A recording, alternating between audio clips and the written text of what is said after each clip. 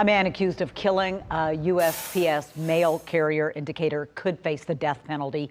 This week, 24-year-old Nahjel Williams, who was indicted in federal court in connection to that shooting, he's charged with first-degree murder that can lead to life in prison or the death penalty. He's accused of shooting and killing Dequavius Graves, who was delivering mail in February. The U.S. Attorney General will decide whether the government will seek the death penalty.